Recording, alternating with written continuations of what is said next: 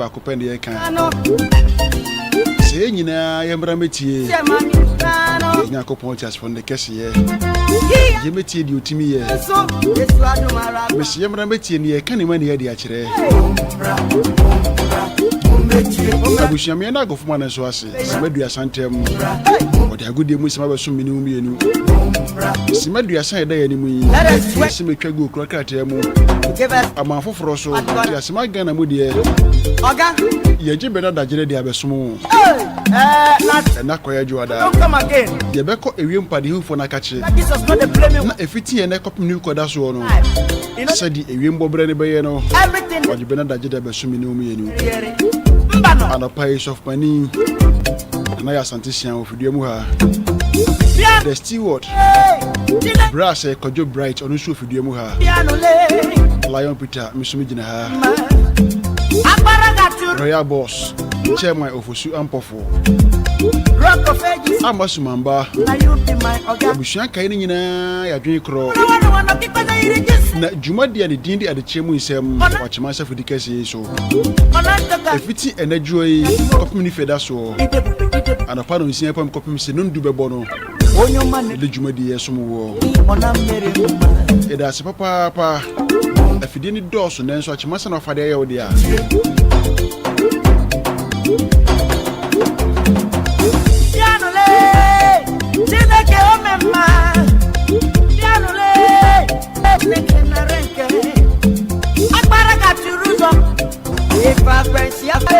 Achimosa FM 96.1.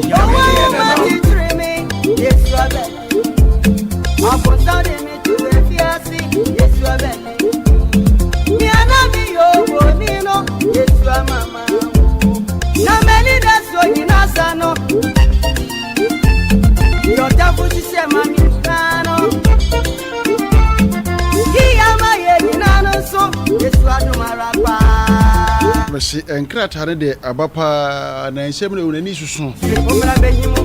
And Kratana ba. Sa de mpanikano. O se da ibodi nse ne ho sa de kine wanti asen fofra. Ichi. Ko so ani entina. Oga. Chen waso din. The coach call Breman. Not true. Messi Eji Benada Eddie Asmono pay. If I tell you na say Oga Jesus not the blame me why you think say na lie. You know they blame why you lie. Everything they prove on Siri yeri. Mbano. Na new center, the new center sembe no de buy. Dileke odema. And seven is papa kopimu abrekuma. Da no da batu e course yi. Mighty man in battle. Minim se na e war film na mo ye ho de amintimi nkire. Oga. Ako na wanna. Na da bi o say the way say sha say dia. 2028 ebe yehu. Ye mo ya boso. Ye num so ntwen pe. Omo e di tumi ahya mo sasa manyofo no. E bra so ye de mo kasa. E di kwan so mo di adwen di agrosa. Da bi. Abatu de ekoto. Pianole. Dileke omema. Pianole. Dileke na renke. Mighty man in battle. From morning to evening, I will praise your name. From January. Abusha for not nasi. I'm in common chain. Jesus, you are worthy to be praised. Said the Pelican. Hallelujah. The Cassie did a drink the chair. The battery as your frau. To be cut on the papa. Now, yen chassis and fancy new room. Come and see my Oga Jesus. There be or now comes if I can obey them and pay say getting in them. Massa, oh yes, I know when I would everybody as by some cranny. I worship you every day in my life. Black or your marching. You'll be there. Remember, Codia. I'm not down way. Nacopo da Sucre. Nanas of Pong. Yes, a boss. Marching. Yeah, Remember, Yamiadum now, so Nacopo da so. I'm the papa. then Yamiasi. But call a what now comes if I can. Me could be sending money.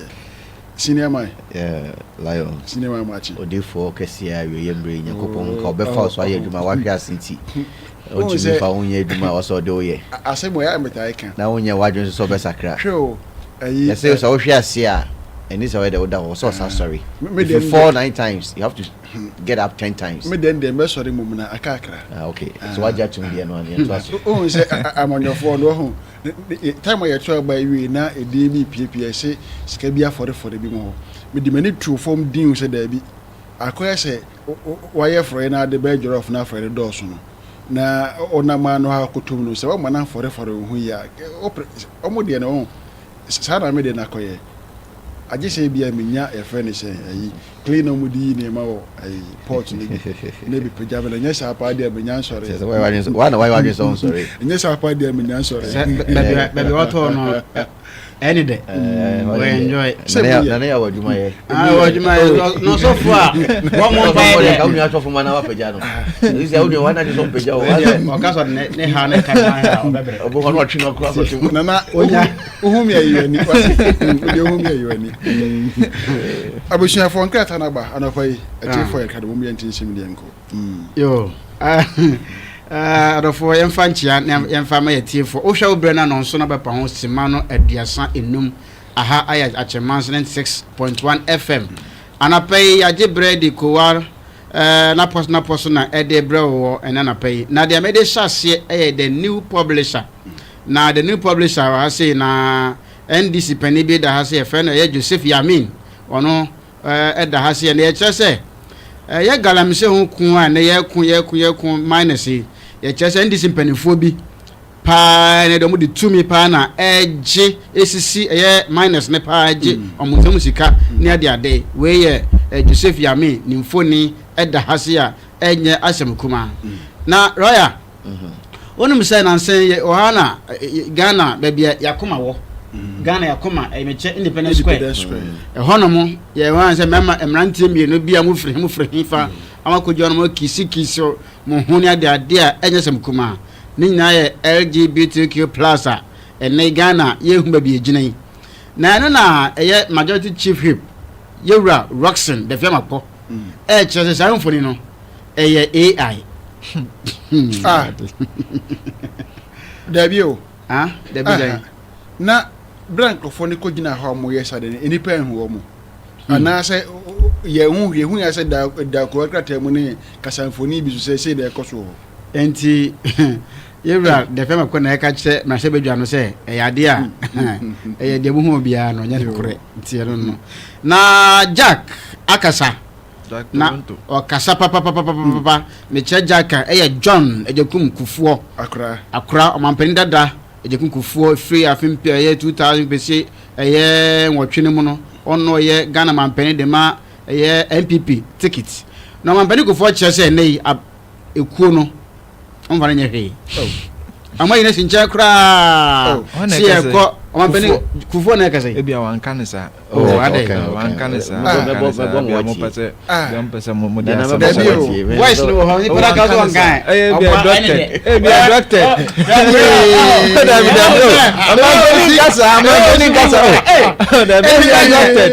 David David we akra otimi nka akra on sadia bibia mo dia akra ba mu na asofo ofia mo ya twetwe sa David eno kra de enda akra nkanti jija ha na di ntro no we bia na o some trouble to the bia or the preference aha amu exaggerate e bia do audio no video na mampani kufo e kan sa asem audio video nkasa enye wa na ye na de ni phone atoto we AI enye AI o de AI ye ko no ye bu se AI enti mampani kufo kire se nei anya hwekra se ye pe MPP opani pa wo mu kese a ono yi sanka oka ho bi se go abedi Ghana mampani 2 times o ti ase afimpinu ekopim afi empinu ni ngotwe mu obi a ye pe Ghana mampani so wa bor ho in the history so a Ghana ni ja so dey e bo mampani eje kumfufuo into watch Nsem no hane pa you know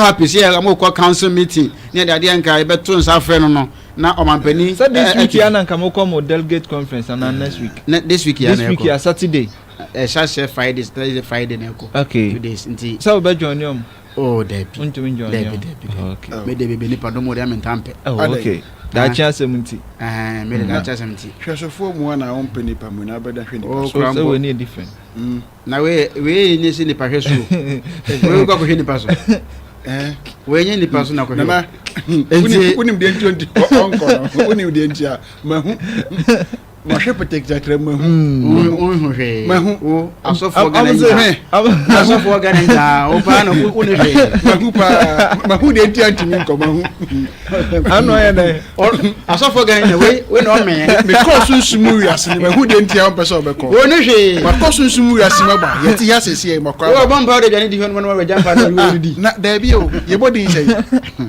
dia kan ye body say eti amambane kufo ne nei o ka bi e de a kire e MPP amanyoko okay abuja ma me fa the new center okay ye be ko ho na me ntwe ho wa hamra sisi ya ne ntwe fansa da bre mama masa to the pense agografi aduane sana no cross minidi enya no that stage at least ya mama ntibi na te ba compare mu ya ne mabi no say nya godo no na menye party ni bi David Chayansa we ba ho na no ne chairman na kasa chairman wuntuni to the pense agografi aduane sana no cross minidi enya no that stage at least ya mama ntibi na te ba compare mu ya ne mabi no say nya godo no na menye party ni bi so Ghana political party, political history. I can say UGCC. But if 47 number 69 was their time, nearly forward for Ghana. 2 years, 3 months was their time. Me, 69 might be 30 years and be a member of parliament. Be a founding member of Progress Party. 2 years, 3 months was their deputy foreign minister. I jump on 2 years. Them sick.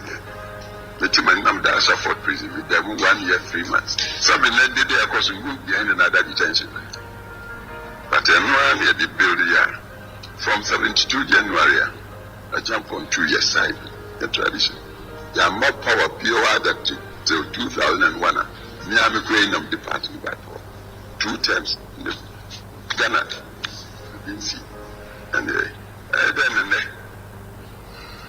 the baby say, a young woman, a pretty woman, na baby said, the corner, Yamada, or Mamachana, your baby, no, me cry. And just said, there be o, assembly your home. Try answer. And Miss Rebisa say, Bra NPP, Omudin Kugui, no more sound be buffum, one. I bet ye the nam so man who go dino, a buyer no. Ese mo beti eni nyina no omo fa matudwa but ye hwe de mampani da kan yawde ho ono kro no ye panimu ameka se nanka eba busuemu a ebeka so abrewatia a ebe kor na so akogi afutuo atenatene akwankyere nyina afini ho no yi na sinchen ye bibia emfre no enti de koso yi tumi omo so mo pe no 2028 no ebetimi abo mo modu ho asem sebe but bibia wo nebre edanya mampani kufo to de bia nebre betwem intumi misana no asama nje na dwenkyira akwapem so bewu enti to de bia empani fo kasem bi se woni padi na na kan no be ko kire se o mampani kufo wo twem ana ontwem but ebedu bia no it's about every bribia ebedu bribia enti on function na the only former president otiasa na wa beka Omabene Kufuor dey yes akoka no as a ticket of MPP asasi we say ana wo Omabene Kufuor so na nemu onyam ekura no eni kwan said the party no say sa ni kwan party this treatment dey Omabene Kufuor dana adia kasa bi e kan say penny ehun hia se bibia e asasi so ehun hia but ebedu bibia o penny no se ontiase hwe empanifo kase bi se pani wo ho oni hwe kura no o abache ba bia wo pa kɔ no wotwem wo ho ba bia wo pese odu ho no wotwem wo ho enti wo na obetimi a kyerɛ wo aha midu ha no na nsu ota ha kam ya bɔfom ade we na me ya mitimi twam enti wo kɔ no hwe se de bese du na mo no matter how it is but when you say edu baby so dynamics ba I just say dynamics and you say be on sideline no but eh dan ya anya say dey be on beji na dwenkyira akwapem so bewu on function dey do sa ya kasa di shepani ase ne say yeah abu shepani ase ne say ana make say anya so on be sideline no say be a ye fa ne nka like ye involve no but onwin so hunu say emma san say dey be a don be kwa no akwapem so bewu eno so dey ensi say ahemfo tena se ho no mu di ase ensi sa omo ka se mo na kodu ba bia omo se mo ntwen but to dey be a yenko abrewa ho anya bibia na yenko abrewa ho ansa na ba betena se ho na bere wadi kan tuufo ansa na akotena se to dey be a hu say we are saying do be a dynamics ba anya so on be sideline no but on function ni trimun so say anya sa na be ya akwapem so bewu de na all person che ne say yenim say obi nyindo ba bia sebe nkokra ne mrewa obi wo hono mo a wama na duane no papa obi ba ya wasi de minidi ne we fini ho wasi ondu sa limit no ye no I mean ogusukuta institutional memory no but sometimes enya say ye gina dwenkyere o but ye si pona wie no ye tuna nim say o e bia na obi afre na o makọ nanim that's a bre say na yaka kodru say ne pese ye kọ no ebi wo ha mo kasa kra young guys no Justin kodru afre pon no money ade no mo wo we abopese moko but ye fe say mo de betu nanim say o nana say na ye pese ye kọ no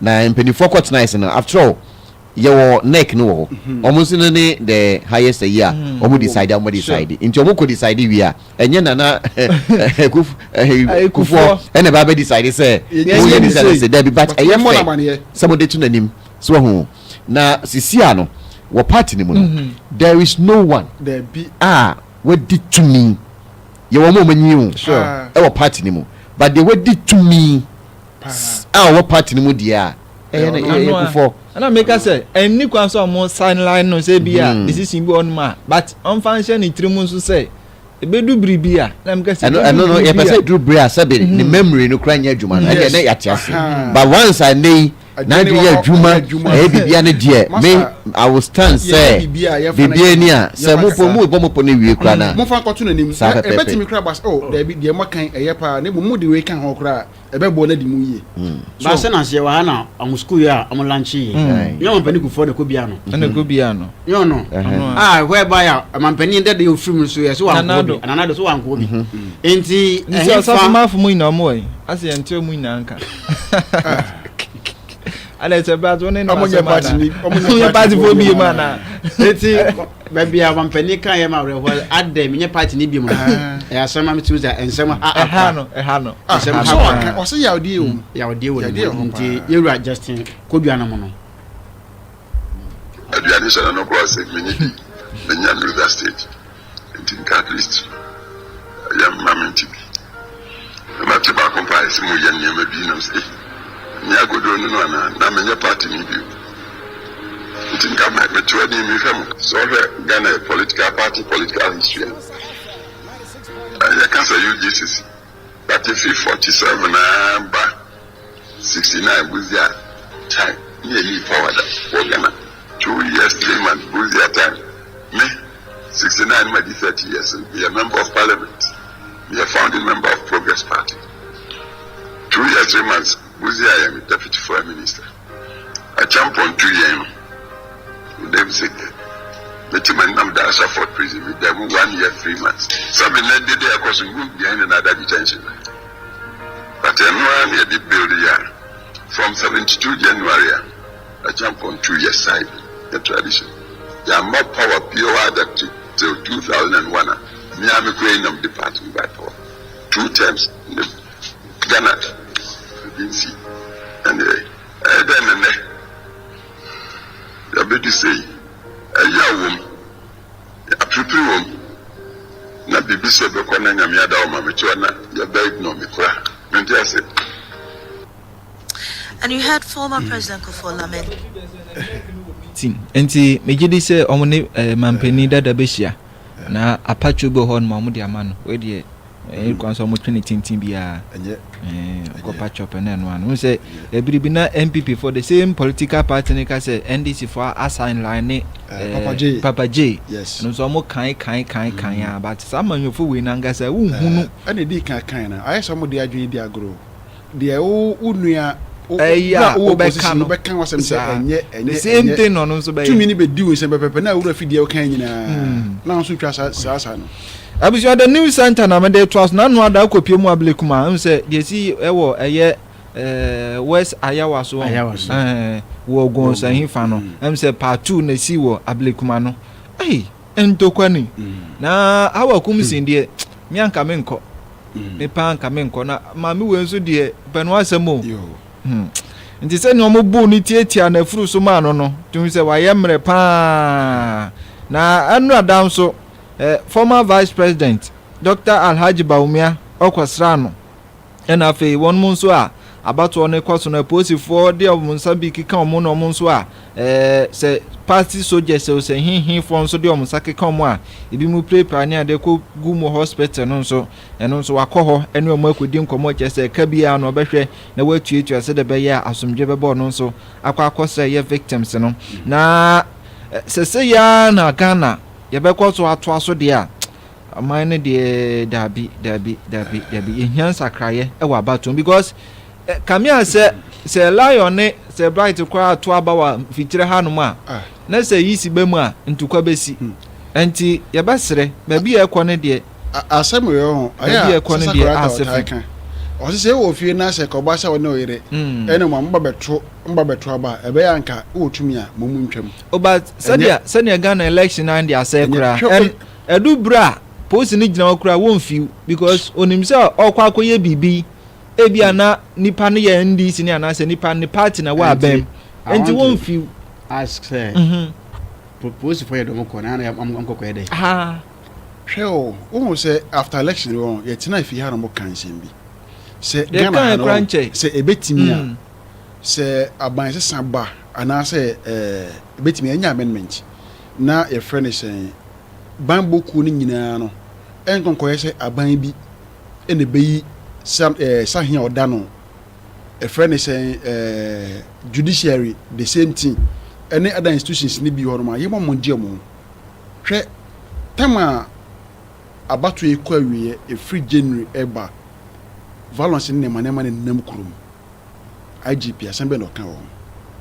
sɛ police ni gyina hɔ yeku obɛhwɛ me yeku yɛte wɔ paa na timamoni yɛbo na police na kana sɛ go masa one hwɛ ka na iwe hana royal that forces na yɛ disband yɛ no yeah do you still say hana ni hɔ ɛwɔ hɔ papa from what we saw last Friday no ɛwɔ hɔ papa the be catch us aband bi aboa esi MPP for nso dia na yɛ blue army send this for the na green army esi MPP for nso akɔ for me blue army masa hwɛ o abrekumani enti akwatia den de besi hɔ election day ɔmo mo kɔ yɛ covering kra hɔ no na enye we kra no tia gas ya kan mo gudem ana tia gas di ahim akwatia den de besi akwatia there be say we security issues na me no me fan from different angles okay o hwɛ de see na obisa me say Malaysia ya disbanding ya dia fine on document there is an act on it and another buy ohun say sade na emwa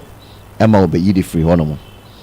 I'm so much disappointed in the current president, His Excellency John Dramani Mahama. Met me a catcher say Ghana for a drink to seminar. Yemubino is a big disappointment. Only the IGP and I'm saying Obaye. We are highly disappointed. And yet this is not the Ghana they got called and said I want resetting. And yet now violence no mama shemu these two ways see ati hey ebia wo line oni obi wasem what is one from him or hwehwe dada obetimi aba ha street aba attack you eno what you say okay after say nipa attack no what happens now say nipa attack you na edwumawura anase mpenifo wo krom ha no mu say no mu ne ade ebe trotro etoto from mu say ha ya chiremu bibi we kra dia mfitiase no na cheso bi nim ho bi simu po bibi hyechi what you say now your friend don't to nchen yera ken ko ho obi anya ne hwe other leaders ko ho obi anya mo hwe but there was a severe attack on how Akumsin it could be say yenim how Akumsin in the background or a violent woman sure Mame no violent. I mean, I will say it direct. I will say it as it is. So Mame no violent woman, and as an honorable minister, no, we committed some atrocities. Most of them are alleged. On one near A+, alleged abuni pebia. You come work as well, or alleged say how I could say it could be. Say some crofo na ye ku omo no omo hu nipa sure omo ayo mo ya no mo say wow we election and had the yemfa nhemu ma omo and omo de be shemu na nka bia aban no party no ye den enimu he na mum ayo mo ni hawa and enya omo asem. But if ministers, if government machineries ni be, if members of the party ni be eba bonti ka say oh yes no money je ho dia there meaning say it is something the party has planned. Now, above all that, Adia Manpenny Akana no tum up to date and up to no comments. Our Manpenny can't now IGP. Yachiwe, you know. I'm telling you, say they have failed Ghanaians. Boss, my main Kasembi, the question and you will be at the Arayini. We can send this here. I believe money. Aquatia, then ABC. Well, sir, Rebecca said, "Ye do I me?" Say me on. So the Ghana political issue, Mimi Hunini. I question, Sanana ya form me. Nana ya El Party A. Na me like Peter Party B. Momenta, why am I there no? Yeah. And find one of the many by a shemitrim. Me pe kwa binamishu. I noticed that me person me check Ghana 40. Maybe no may not understand me. Me send this 40 MPP 40. They are not happy some of the things I say. But my main kind of credentials. I mean, can you be on mode? Say Obi, ever benefit free. Yanka say you GM Ghana for the free no. Asempa. Obetra so 2012 to 2016. Then anko so man we mu. Hwe braye dum so ni ade. Amanfo fa hu wi odan kromu ha. Da bi wo de yemfa do na antino but Ghana for the ni na eden. Ache atoaba. Amma wa bin sida. So then into the beba na under your rule. In opposition, you were talking about Techiman South. From January up to now, and Nema Koso. What you say? Etino, Nyema ACC criminal cases. Now say you did Boniface free. Nan can use and GM second time.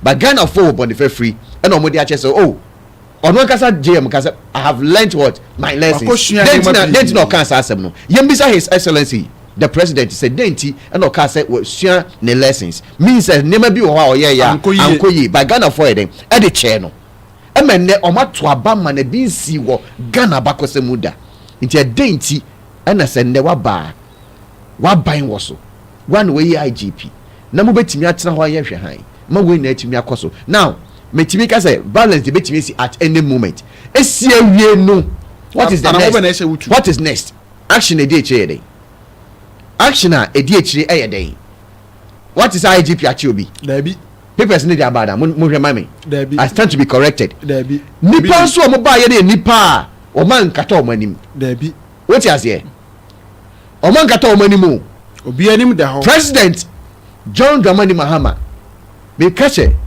say obi e wo bonifefri a wo na wasa ka de che sa mami ene ne nkrofo no but say ne we yakoso na the ministers no mu bi e make a pass comment no money ade chese they are happy because some George be yes what you say then they are not resetting the Ghana they are saying they are resetting this is not a reset Ghanaians want Ghana for pasundie it is saying na obebu o man dia and they now on who they say 4 years nechi no nipo de beba no obebre senia dewra bawomia ebre wona nado after ne na membuo no GM washa se we twa saboni onhwe de ye enka chire de me metimi aka wo hu ne say on my justice enye adwuma some George abetra say oh ye de ya anya ne hwe fine wa ban na aba crime de den entwem now this is the time was a GM hwe no mo ediom sake kan some George no mu ne omo ka omo ka say ye yo kan say oba de si wo ayawa se west wogon no hwe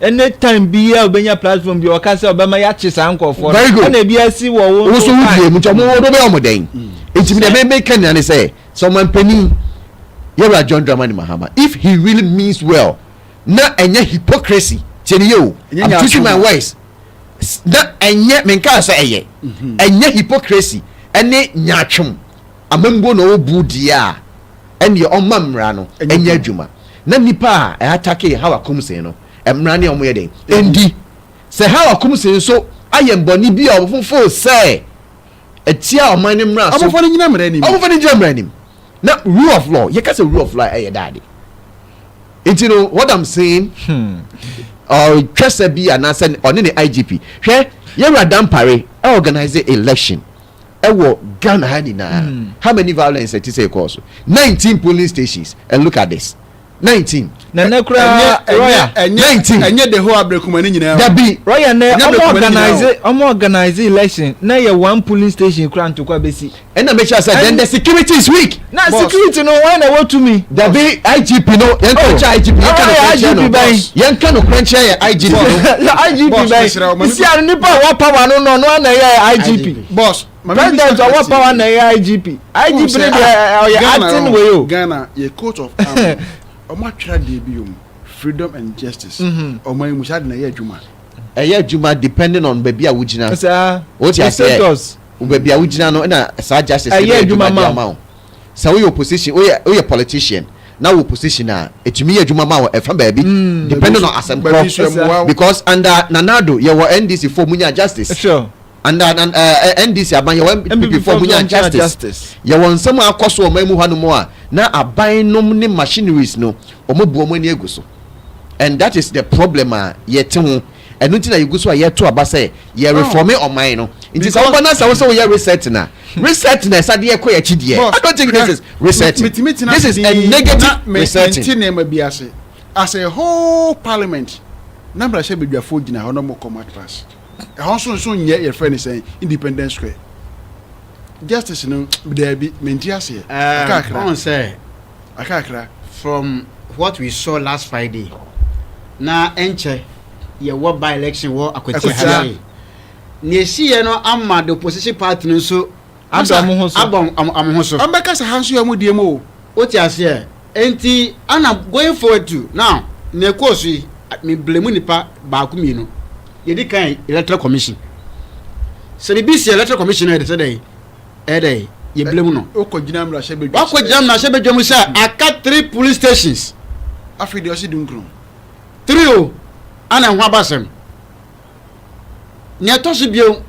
ana no court ama say security ya police ni ma de bambo na quality entimi anya dwuma wan ko back e ban say no say twa ho na ukabaka say 19 police stations asem we last 2 weeks o man puntu e kan ho asem we and 2 me the new party I think that they have a problem. One problem they say the parliamentary candidate no defy next this is yesterday or kind say they should not it was better than guide than guide because they knew say some of these things will happen.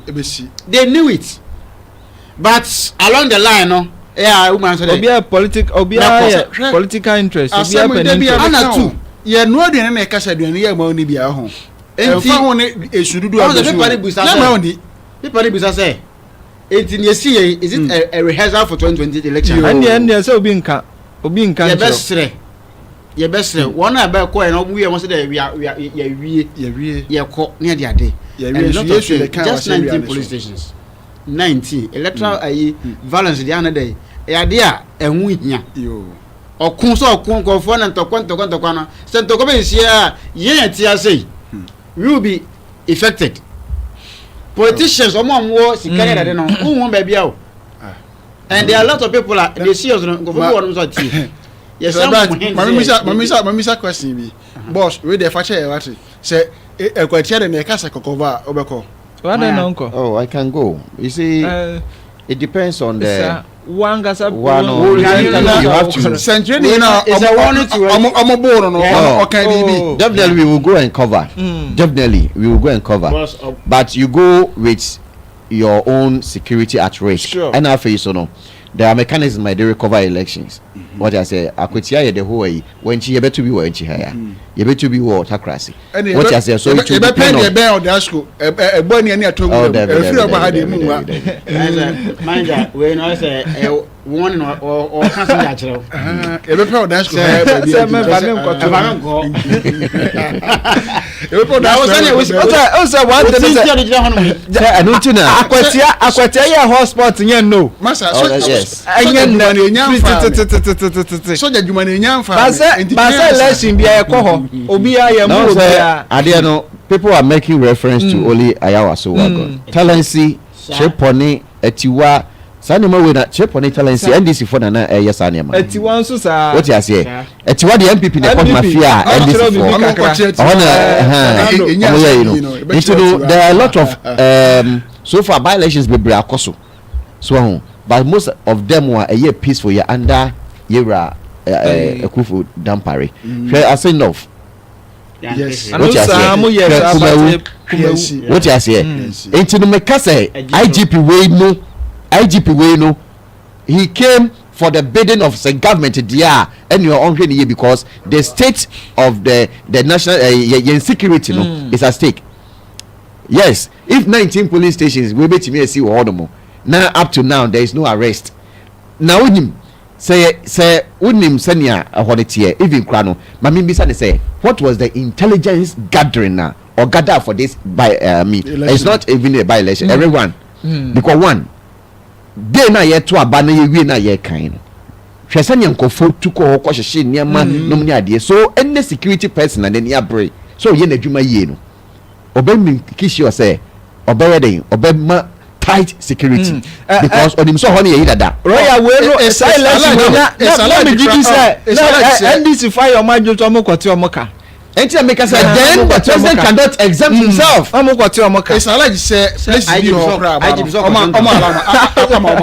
question azoko no I give no kwa many minutes no kwa kwedi o enti say nania brace ko boban te say na nka dampare ye na nanko bia benya na sundue a nka we nka ensi and police esia there should have been government spending more than 30 minutes there should have been a reinforcement anytime a security be elections biano so that has ya reinforcement they be military ni ka ho but they don't come to the police station so they are at point vantage point gina now if you gina vantage point say bibi boy near actually 5 minutes I was no now that reinforcement is called in when attack na ekoso no overwhelming bro security personnel say no this one was more than overwhelming the police officers or dem call here as penifon go crafo bi what you say and omuni na ye mre sa police for dem ko na bebre na oba akokra de oye na okote boba wo ba ko chi ana gamba say onye mre kra onko because omunim say nkosi fe so IGP must because we can't say in a country IGP no betimi ahwe say just 19 police station because no arrest no prosecution that be then the president is quiet boss ade teenage o man be no so man hwe ya obi abeko teenage pon obi abeko no macha man na momo obi abeko yin boss teenage pon so no usika wo ne de yeti ni bi o na hwe man no mbi but mama election wa manimu are so disturbing to the extent say there's no election abekwa so antukwansi e wa Ghana ha say mo fa ba ko ba ko down there nkona one of the videos ama MC ayi deputy youth organizer ne dey no on kwa ne kwa there de na o chef fugunu hebe matentin kakra kawe ono kwa no nyina na no nyina ya hwe no adwane gya ne ka ona ka kire me se me nko me kwa den entina me ka say ho attacks no it could be say obi no bi wasem ade be chance na akoto abai so ni mi asema sa deputy youth organizer minim say was video no so afa no so ka ho in some no kan ye be kire mo ye be kokokire mo say so Nsem no ejina so this e bia Nsem na boys no be challenge no o se Nsem so na ebebu abem Nsem so na be shan buufo enti ono kati we ho ase na ke say enti say obi wa asem a na eba ne say now we can say bet bema near chembe some dia and there and no it's really way back but make us what kind of enuni need the enemy a motor from this year o de hwe oh so na no nyina papa akoya say tafra akoto ngukum no na no nyina papa o ma ne ho kire no ho kire ne pa na plain faces say no before say it is an impunity to our democracy. It is the president must speak. The president must speak. We can't sit in a country just 9 police stations. No, they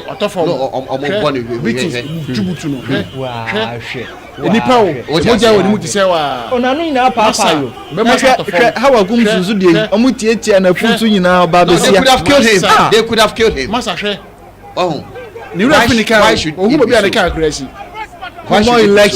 election 19 police stations election and constituency 19 police stations maybe say IGP no our hey ana say royal abanya what power the president na IGP ebi no otuko nanado tesono dampare anye plan about 50 pages more than 50 over 100 and something pages making kind wa how I be my elections ni na peaceful ye bisa say sa plan no ye papa you ya na oh it's just a rubber stamp and the question I'm asking say dampare ni hoji sana mani nyina ni hobi obi ya body foforo so is it good for us no I the papa ye bodo mo ye konanim na emrachina ye adwuma na se mu yi ni ode mra papa no egu akwamu na nkofo benya opepa akoto aba.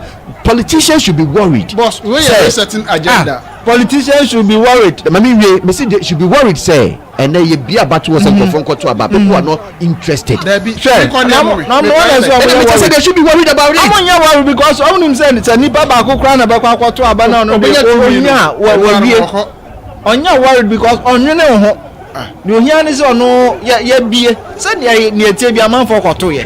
I'm on my to the echo when you to me the echo a yakoye say a preach me no nankoye rare boss the any can so be answer can then there should not be an election ankoye na something see any can so be answer can there should not be an election sana say echo and you know no survey yeah statistical service info analysis for years say more people want Ghanaians to be ruled by military. Sanyema we be say no etumi elma oman no sabi obi wo ha ebufuo ni ade enti no to aban na bu enti wo sa omanpeni ni yahwe yi e na otibi ho unim sa otibi ho Burkina Niger Mali otibi ho na sa wo ba na won hwema security ni niam no titi no governance ni security nya adwuma Ghana dey anya sa obi betam ba bi beti wani na hwew ya hu say America omo what tight security kwa hwedo ko bi dey Donald Trump it is amuye say ya you call for the bluff of the enemy it you know it is something I'm highly disappointed in the president, the IGP, and I expect to say by now at least 1 or 2 people have been arrested. Oh, you see there, I mean, you see there, some more defending them and I drew baby, but you see, crown on me, should anyway. No, you see, no, baby, you see what short for no, say consistency and yeduma. Yes, that is what me imagine yebe. One far near mano, so say, no, see, say, yentumi nye I was say, yeah, nan can you say be create too early sir dialogue koso what you say then we make sure okay you na yet one say then the people can even have time to campaign and do a whole lot of things but when the tata no mami say so Santo Kofi Lekpe no muni ade 4 years o ma nya representative Abdulkuma how many months now 6 months cry mu na away. So why the rush? Even if you run the 19, why the rush? What you say? Into no use in the first place, no, we're getting it wrong. But these two parties could have let us conduct a decent and Makachayira John Dramani Mahama say, and then the IGP say, se komutimi mani ye decent without any violence then people will trust ampa they no go ka say aban papa bi aba no nanka ba but this one achemo max and I'm telling you it is going to affect them in the near future. We are okay. Agbesiba betra be defend it. Oh, for be defend. Omo defend it. Omo ba kono de ose na ni agene e friend say. Onya Georgia. Yes, obe defend. Omo maduma no you chom ka for that. Me yen chameka for semi defend you be me dey say no. Enye Ghana ni say pa record ya. E wasem. Ebrona so mo be nko. Abusia na onu sa Nigeria man pendada. Buhari. Anonso ko. Wakra at age 82. Wakra. Awie na dwuma. Na MPP na me aduma na otwe wiye. Ye Congress no. Baso. Na yenyantie bi se o man pendada watwem ko ya ochima PC. Adankwa. Ene di ni komo senka. Prime Minister nkwambe ko no earlier no.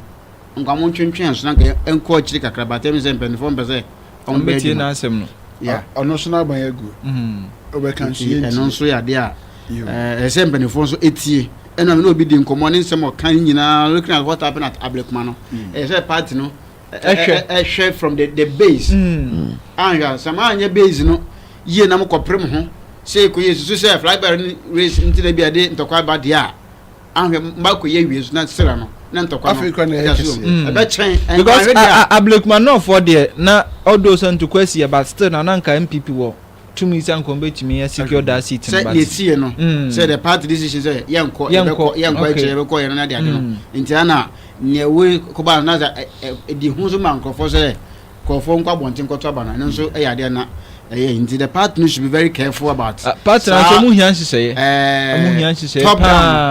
top down ba ku ye wie nyanso ma hwendi a edi oyi ni kese beba party no Hwese Bosman Asari deputy chair EC or say man who set fire to the Kwashiman cluster of schools destroying Ablekuma North ballot papers and posting a video of the act on social media has still not been arrested and we sit by this having an IGP now we share senia commenter koso muni adia aye say nema bebre ondayi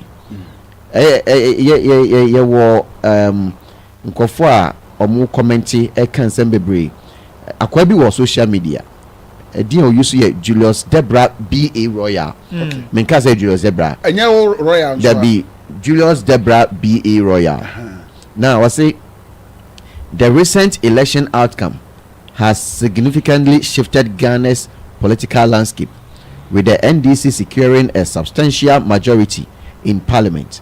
This development effectively grants the party two-thirds majority, allowing them to push through legislation with minimal opposition. The MPP's representation has been reduced to a level that may limit their ability to effectively challenge or block key decisions. As a result, the current administration has considerable power to shape policy and drive change. Say shape policy near driving change. I think say we are doing the best for the country, not the otherwise. Now, some police you know boss central in also. Police commander. Adentam divisional commander Lumo.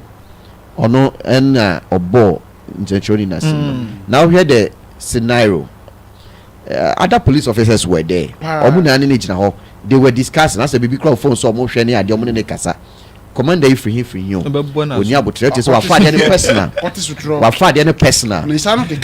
Na say IGP when it me you can say interdict. So if you talk one what you say. So if the police officer I'll show uniform. So oyam fa the sense central in fire bonnet. And wabono na yetimi immediately yanto abani wie na yetimi fi hono mo a 24 to 72 hours nie omo adi boni no yente IGP then na oya fa ho. So you see my point coming. So one kasa wo members ne there you are able to no kra no am the tag as NPP police officer. Yeah, I'm okay say NPP police officer am the tag no. Good. And in there no dey yetimi interdict no.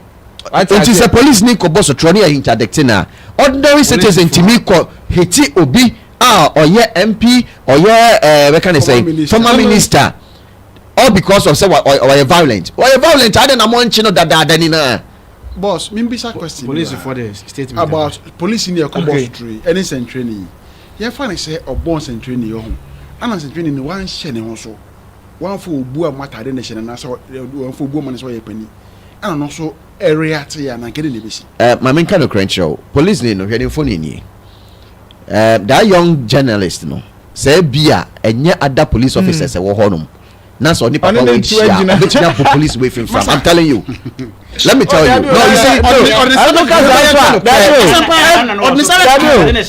what you say police front here say o mo so nipa e choka mo omo ti bulu omo amukobo omo wu what you say they are also human beings some of them cry no training cry omo nko PT biem omo yemre but the uniform alone makes a Ghana and any attack on the police officer is an attack on the state into whether the police na some do na some do you have no right to attack him boss enye obi aso de benya sabotre no and make sure say so when nya sabotre na we nya asem we nya sabotre na ubenya asem obi enye no kwa mbo na gina ho obi o ha o ke asem obenya oh asempa yo nipa ni bitisa oso yansam tronia etumi to ntenya nya ho na akwa akoko yo so di anka mu na abobo masu akwati abat enye ho na akwa akoto atwede ngaza akwatira musma na onko enti aro di etumi to but enye ho na akwa atwede na yanhwe me read police statement among the yo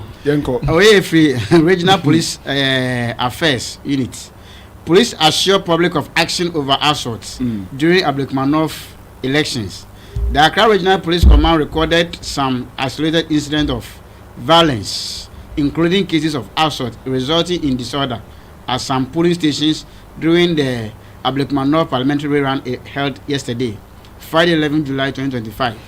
Preliminary reports indicate that this incident caused temporary disruption to the otherwise peaceful conduct of the election in some polling stations. Police officers intervene promptly to restore calm and ensure voting continue without further interruptions. The regional command is taking steps to identify perpetrators. Anyone found to have engaged in acts of violence, intimidation or breach of the peace will be arrested and taken through the due process of law. The Accra Regional Police Command wishes to encourage anyone with information on the persons involved in this incident to contact the police through emergency numbers 1855 or 1.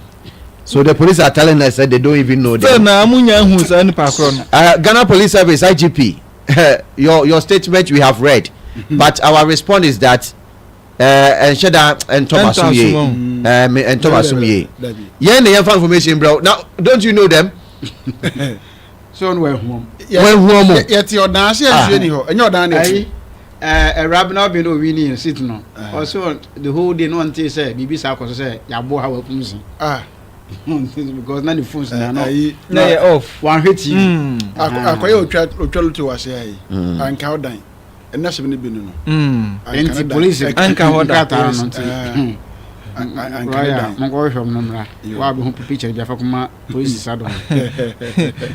a joke, but presidents are almost certain very bad because to the extent that you to have one polling station a background to Kwabesi.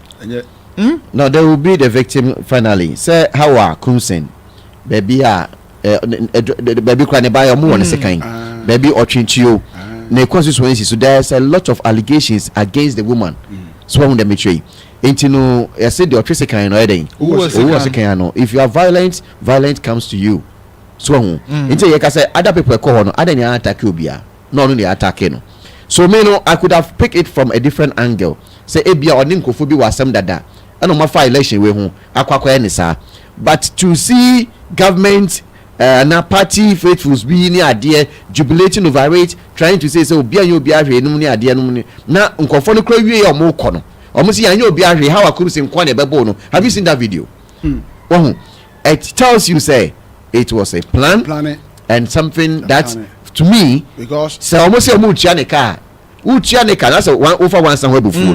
Now we bring Wawukru. Sure. So the NDC must come again. Sir, or share video na Guyana or free or then I cock born if you want. Or should be a Ordinity.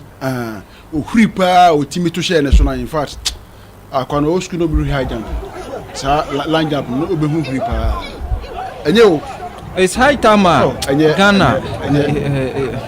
The only year or this statement by your kind of Fifi Kweti. Fifi Kweti say whether NPP or NDC, it should be condemned. You should condemn it. Electoral violence in the day. But on the other side, yeah, I have a business just on the other on placing sympathy because a DVD. Yeah. Some judges also make the same statement. Some judges said, shut up. And also, because the time of these things, send you position one year. Some judge, or you are quite so that's what then the Perez and I say assemblies of God. What you say? Now, or your elder was sorry near the idea. Is that what your Bible taught you? I don't know, yes, some judge. Or say, or about Basha say was sorry fee. Now, you see, LGBTQI plus, Tama no more position. Dear no manka. Now, I was thinking, say, only the first dinner, Mampeninia Tana should be signed. Mampenisa now, also no bar of here, 24 and say, no, AEB.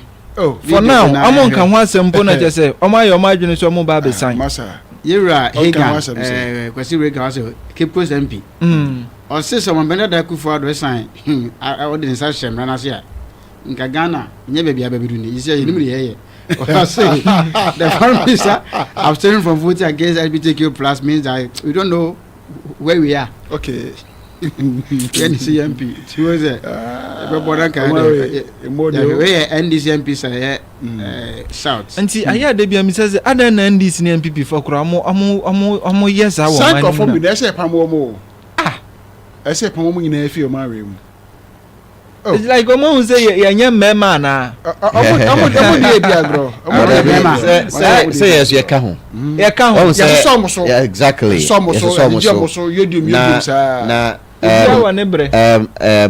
Miracles Abwaji. I can send be our news file so Endra. Ewo science somebody see because now on one casa personally not our grounds. Na asamo kanya me tie kudu baby no say next time na was nipa be 20 born ho ban na me when na be bo ho ban obi am born no ho ban ho me bo ho ban so what I say o de ma yentie wi a na fe yemfa ada eyinim bremu a chance to run. With what transpired yesterday, I truly wish that there was an opportunity for me to run, but unfortunately there was none. It was even much more riskier for me to have attempted to run at that point in time. As I was standing right at the entrance with about 30 policemen. Indeed, at that police station, there were 60 policemen. And in the morning, I had been there, Hawa Kumsen, Dakwa Newman, the candidate herself, Samia Wuku, Mustafa Gbande, Akugan, we're all there. In fact, at some point, we were all having interviews together and having very good, Yeah, I saw some of those lively chats. Mustafa Gbande with Hawa Kumsen. Yes, they were sharing jokes, very much. We're all there. There was no incidents. In fact, even the turnout was slow. So for the 1 hour I spent there, you didn't even have more than 3 people walking in to come and vote. There was people just standing idle and chit-chatting. And the police had just kept everybody out there at the entrance, with just a few people in there. We had an agent within the perimeter. So Hawa Kumsen, Dakwa Newman were standing far away somewhere, there's some, I don't know whether it's a mission house, and having their own conversations. And then I was granted an interview to the CCTV crew. So I saw about 4 pickup trucks just stop in the middle of the road. Then the gentlemen got out of the car. And you could see they were armed. They were armed. They didn't have covers to their faces. In fact, when I saw them, honestly, the interview was still even ongoing because people had just come and left in similar manner. Because usually, as the politicians come in, they come with, people. So I was even wondering who is coming next. Then they moved straight to the blockade that the police had. I mean, let me call them like a human formation that they had. I thought they would even stop and have a conversation with them. So my first policeman said, hey, stop. Then the first gentleman, he was in a camouflage jacket, hit him, he went back, he sat on the floor, then he broke through. He hit the police. Yes, so when he hit him, he sat on the floor and he broke through, then the rest went, above. So if you watch the video carefully, you'd realize that for the first 30 seconds, the police were not reacting. Because they themselves, they were trying to figure out what to do. Before at some point, after some had already gone in and were going after Howard Kunsen, they tried to stop the rest. But even that, if you watch the video, you realize that they ran over them. It was a policeman who was standing right where I was, who grabbed me and said, "Miracles, come this way." So it was actually Jackie, your reporter, that I would say saved me. Because Jackie was seated on a wall, on the fence wall reporting. And then your video guy, your camera guy was this way, also had his camera right on top of the wall, also shooting. I remember telling Jackie that she should be careful, but the guys didn't seem to be locals. They didn't even seem to know the faces, and they didn't seem to care. So Jackie being on the wall, I use her as a shield because there's a billboard right where we're standing that came to the ground, and then there were some cars parked. So actually, that is where I stood. So I was right there. All the videos you are seeing from where we shot, I was standing by the video guy, except that they couldn't make me out. Because I'm sure if they had made me out, I would not be here this morning. But running, then they assume you are part of their target. So it was, so look at the police, they are standing idle. They couldn't do anything initially. They couldn't initially. Until here where they tried to stop the guys, they ran over them. And you can see some of the police have been moving around. See some standing up there doing videography. Right. You couldn't blame them. I think that, like Professor Enin said, the police were not armed, and basically if they attempted to do anything, a lot of them could have been injured. But let me come to why we are even going through this. Something, if there was even an incident at the police station, I would be a bit more calmer. There was no incidents, there was nothing happening at the police station the time these guys came in. But they are the ones who came in and brought this. But the NDC are not learning. The reason why I'm saying they are not learning is this. There was Etiwa, there was Talensi, there was Akwetia, there was Triponi, and usually I'm saying this to the Gen Zs and some of the people who are now following politics, and there was Ayawaso West. Today when we speak about these things, everybody refers to Ayawaso West as if that was the first. And then as if it was something that came out of nowhere and the MPP brought it. Before Ayawaso West, there had been 4 bloodsheds. In fact, Talensi, there was an instruction by the National Security to stop every vehicle and search. Everybody on this call will collect. At some point, they found guns and ammunition in the vehicle of the national chairman then. To date, nothing happened. The women organizer of the National Democratic Congress in Etiwa drove through a group of MPP supporters. Some are maimed and incapacitated till today. Nothing happened. Akwetia, Honorable Damboche's vehicle was shot into. His driver was hit. He was rushed to the hospital fighting for his life. Baba Jamal at that time, vehicles ran over people in Akwetia. Nothing was done about it. You see, it is as a result of some of these things that for whatever reason, some of the political parties at the time, after Etiwa, decided to begin to take the protection of their own people into their hands. Jambuadu made this point. We cannot run away from that fact. We can't. We can't pretend that is it. We cannot solve the problems if we don't go into these things. So if you recollect, something happened in Etiwa. Etiwa was the first time in the history of the MPP that we stood up for ourselves. And we recollect the famous Yachemu Bibikituebi. And then since Etiwa, the MPP began to protect ourselves. When we came into power, let's give some credit to the Nana Danko Ekufuado. Knowing very well that violence and electoral malfeasance and killing and all of that wasn't part of the MPP DNA, quickly mobilized all stakeholders to put together a law that would disband vigilantism. Let me tell you, as of 2019, that the anti-vigilantism law was passed, no political party had the kind of strength that the MPP had when it comes to what they did in Ablekuma North. No political party. We had the strength. We could do 3 times what they did in Ablekuma North as of 2019. But the president and the party then realized that that wasn't the way to go. Yes, we suffered it in 4 elections before we decided to own our own lives and our own protections. But they felt that it was time for us to put a stop to it. The president was handed an opportunity through the Alliance West Legon Commission, and even that still give Akufo-Addo some credit, because for 4 by-elections where there were bloodshed, we never saw the kind of public inquiry and commission that we saw. But the public inquiry must have a purpose. I'm just making whitewash. I'm making no. It wasn't entirely whitewash. Maybe you can raise that there are other aspects that has not been implemented, but people were held responsible. Colonel Epoku and Co suffered consequences for the actions. So you can legitimately raise concerns about certain aspects, but we cannot run away from the fact that was the first time in the history of this. And I'm saying this for the benefit of the young people who are only hearing Ayawaso West. I'm saying that before Ayawaso West, there was a Talensi, there was a Tripoli, there was a Tiwa, there was a Kwetia under an NDC government. That led to the MPP now starting to protect ourselves. Fast forward, the same MPP realized that no, this is not the way to go. Let's pass laws that will ensure that we did. And we passed the law to disband something that we were ahead of when it comes to, protecting or whatever you call it.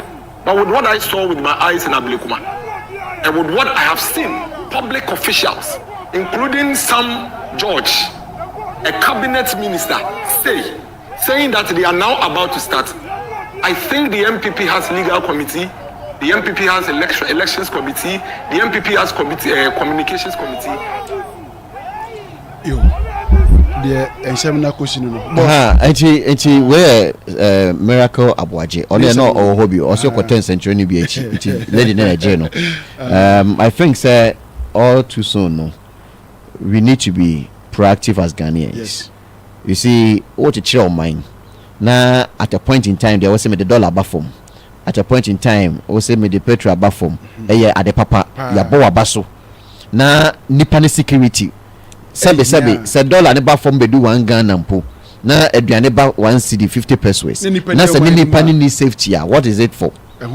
So young can share the president of the republic say we want a peaceful, stable, harmonious environment, peaceful coexistence. Elections should not be in this form. And therefore, send your charging a new IGP. Also buy so now say omo hwe no mo ncheche omo ye say no. And ameswale or swear say obere say yachi obi. Now IGP at the statement about say obi meka bibi MCR way. Move first video no to so. IGP, this is the video. We are showing it to you. This is the video. MCR move on to so na yancha IGP. These are the men. Move on to so na yancha no. Say Senya obi didi boni na yetimidi 200,000 10,000 20,000 to so say omunfe sikamra na yanche no. This is the video but you be for MCR mic ni tum na ti asmo mo kan ye for MCR de ni tum na ti asmo mo kan ye omo say yambu obi agisa ha wakum sepe o ti ase my volume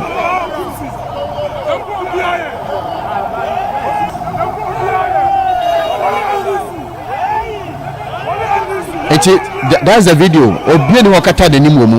So IGP and the statement, the original relations, dear Bano, Madam Efo said these are evidence enough. Publish it, put a bounty on them, and then make some of them arrested. Then you prosecute near with some pa. Say most of my papa ba. About papa be anywhere say ni power sumje. Dabi say ni power sumje. Anko fobenya akuma pako tuaba. And if the president mean well, so or reset here, you can reset and go back to some of these things. What I say, you cannot say you are resetting by going back to the days of Etiwa. By going back to the days of Ayawaso, that is not resetting. So he should come clear, and we want him to speak if he really means well, and if he's not behind it, we want him to speak. No making sure say some of these guys no every brand na this na suma omo but omo an omo ne ebia mami hawa very good na ehu sampa rule of law no ye adwuma other than that you mean himself very soon when you be ba no ye rule of law governance na be ko form and in Central has been attacked omo ebo girl bako what I say, and some of these things when he was in opposition he was speaking against it. So what has changed? We have to call them to order, call them to like omunya adwuma no send a Ghana for at the moment no so mo say body free ni ho na nti MPP ye bi ɛho yɛ bidia ɛna na me kyɛ JM say oba yɛ no 2012 no nia Ghana for fam dum som ne ade no sɛ bonifafi ni wan na nkani sɛ Ghana for ɛsa to abadema no pa sɛ Ghana for de kyɛ no ɔno aka sɛ wasesa no suban wasua ne lesson ne ade na Ghana for ɛto abadema na Ghana na ɛde ahyɛ ne nsa no ɔnhwɛ no mbo Ghana for ho ban irrespective because now mame fa nko constitution ni mu ɔkɔsoɛ ɛwɔ say who swear as a president to protect, to preserve, irrespective of the party. So NDC, so MPP, so wine no. Or was so dear so go behind a whole buying. And you know, we want him to do exactly that. Other than that, no, he is making way for the enemy. For the enemy already, Ghanaians, the Brenasi are buying here and are mining here military rule, which of course I don't subscribe to that. But some of these things could anger some people to take that line. And you know how close we are. But the person may say, Burkina yedi omuni, Mali yedi omuni, Niger ni. What you say? And even we have some history. Be say the xenophobia no compare some yebi. Yes. What you say? No time yeah. It is a rule of law na nyejuma. Some of these things you are putting Ghanaians into the hands of the enemy. Of course, I was saying to Mika na ehu sampa ye man panyin na Ghana for to abadema no or ye the right thing. Na bia na nani na eden e free ne ho so na nani mbra ne ho so. Me da se bebre. Yenso ye da papa abusuya ye da se ode waso FM ye sima ba se duanan ani nachi eni. Korka chemu eboso anapai what say na asante se nkan. What re boso nkan se bright lion peter na abusuya kan ni nyina. Yes, sorry so na efiri sɛ bi kɔpem sɛ nundu bɛbɔ no na asante sɛ bɛfa konwa kɛseɛ no na ɔne amanyɔfoɔ no